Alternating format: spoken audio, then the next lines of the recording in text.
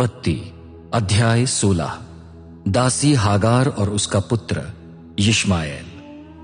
Abram की पत्नी सारै को कोई संतान नहीं हुई थी। उसके पास एक मिस्री दासी थी, उसका नाम हागार था। सारै ने अब्राम से कहा, देखो, प्रभु ने मुझे संतानहीन रखा है, इसलिए मैं तुमसे विनती करती हूं, तुम मेरी दासी के पास जाओ, संभव है उससे पुत्र हो और मैं पुत्रवती बन जाऊं। अब्राम ने सारै की बात मान ली। जब अब्राम कनान देश में 10 वर्ष रह चुके थे, तब उनकी पत्नी सारै ने अपनी मिस्री दासी हागार को उन्हें दिया कि ये उनकी पत्नी बने। अब्राम ने हागार के साथ सहवास किया और वो गर्भवती हुई। जब हागार ने देखा कि वो गर्भवती है, तब अपनी स्वामिनी को तिरस्कार की दृष्टि से देखने लगी।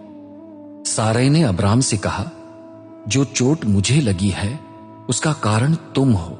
मैंने अपनी दासी को तुम्हारी गोद में डाला था, पर जब उसने देखा कि वो गर्भवती है, तब मुझे तिरस्कार की दृष्टि से देखने लगी।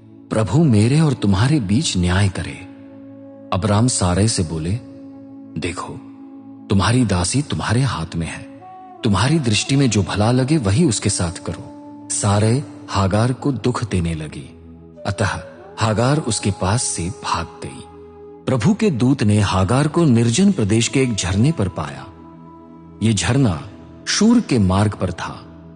प्रभु के दूत ने पूछा, सारै की दासी हागार, तू कहां से आ रही है और कहां जा रही है? उसने उत्तर दिया, मैं अपनी स्वामिनी सारै के पास से भाग रही हूं। प्रभु का दूत उससे बोला, अपनी स्वामिनी के पास लौट जा और उसके अधीन रह। प्रभु के दूत ने उससे यह भी कहा, मैं तेरे वंश को इतना बढ़ाऊंगा कि उसकी गणना न की जा सकेगी। प्रभु का दूत पुनः उससे बोला, देख, तू गर्भवती है, तू एक पुत्र को जन्म देगी। तू उसका नाम यिश्माएल रखना, क्योंकि प्रभु ने तेरा कराहना सुना है। तेरा पुत्र जंगली गधे के समान स्वच्छंद मानव होगा। उसका हाथ सबके विरुद्ध उठेगा और सबके हाथ उसके विरुद्ध में उठेंगे। वो अपने भाई बंधुओं के विरुद्ध निवास करेगा। हागार ने उस प्रभु का नाम जो उससे बोला था अत्ता-एल रोई रखा, क्योंकि वो कहती थी, क्या मैंने सचमुच परमेश्वर को देखा और उसे देखने के पश्चात भी जीवित रही? अतएव उस कुएं का नाम बैर लहई रोई रखा गया। यह कुआं कादेश और बेरेद के बीच में है। हागार को अब्राम से एक पुत्र हुआ। उन्होंने हागार से उत्पन्न अपने पुत्र का नाम यिश्माएल रखा।